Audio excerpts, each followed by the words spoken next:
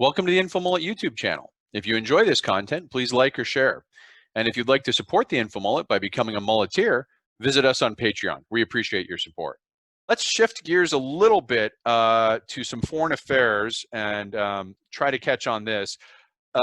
Egypt and Libya has gotten the attention because for those of you who saw my Libya presentation, there's a Libyan civil war going on. There's two sides. This is Libya map. The green side is the Government of National Accord. They're based out of Tripoli. They're the UN-backed sort of official recognized government. They arose out of the parliament that was put in place after the civil war that collapsed Gaddafi's regime.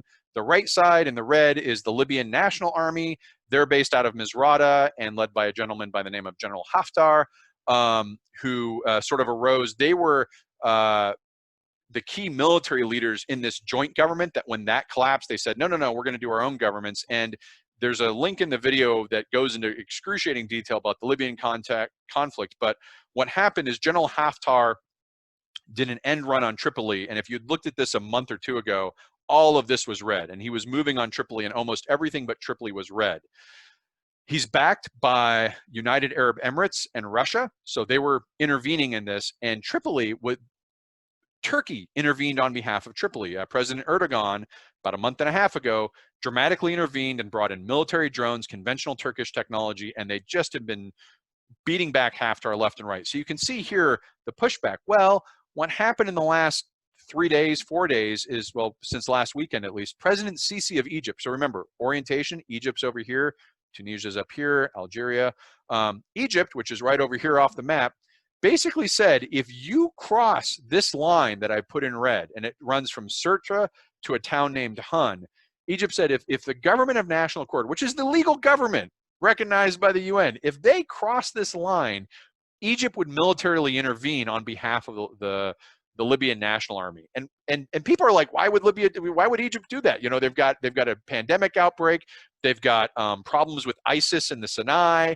They have a huge problem with the Nile being dammed up in Ethiopia and challenges there. Why would Egypt do this? Well, there's two main reasons, and they have almost nothing to do with Libya itself. The first main reason is that Turkey has been a competitor. President Erdogan has been a competitor of Morsi and Sisi in Egypt. You know, if you think historically, Egypt's been the power broker in the region. They've been the Arab power broker. Turkey has been trying to replace them as the power broker, probably for since the Arab Spring. And Turkey has been on this big push to become a regional hegemon in the last 3 years. And they actually fought a war with Russia and Syria in Syria earlier this year. And so Turkey decided to intervene. It's kind of encircling Egypt. And this is important because, you know, gas, right? Oil, right? This is a picture of the Mediterranean. Turkey, right up here, Greece, right? Cyprus, Israel, Syria, you know, Egypt. Okay, we're all oriented, right? This is Egypt's coastline. And they were looking at a sweetheart deal with gas coming out of a new oil field found in Cyprus and Israel that were in the territorial waters outside of Turkey. Egyptian infrastructure looked like it was well situated to be refineries and help refine that and ship that to Europe. Turkey cut a deal with Libya when they intervened and they've extended their international waters to now meet in the middle here, and they're planning on building a pipeline. You can see here where they're going, and it creates Egypt's feeling of encirclement.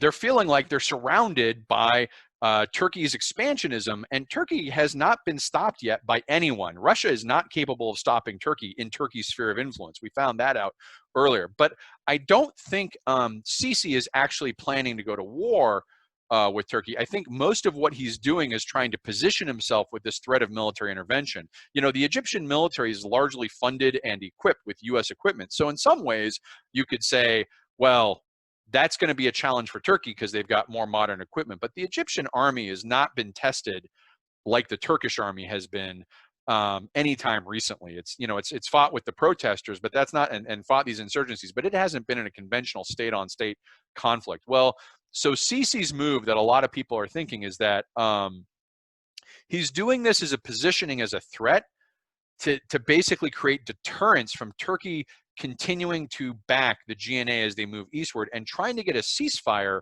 or present themselves as negotiating partners and possibly Turkey and Egypt may cut a deal where they cut some sort of oil deal of what's going on in that region, and Egypt withdraws that threat, and Turkey is allowed to continue supporting.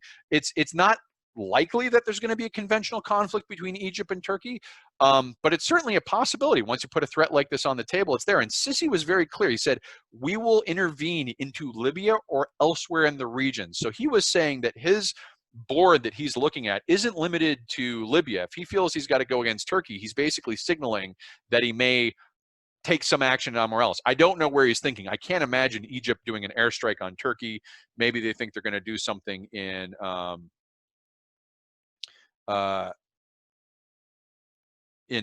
Syria. Thanks for watching the video. Hope you enjoyed it. If you'd like to follow the Info Mullet, visit us on Facebook or Twitter. And if you'd like notifications when we post new video content, click on the red subscribe button below the video. If you've ever wanted to become a mulleteer and support the Info Mullet, visit us on Patreon. We appreciate the support.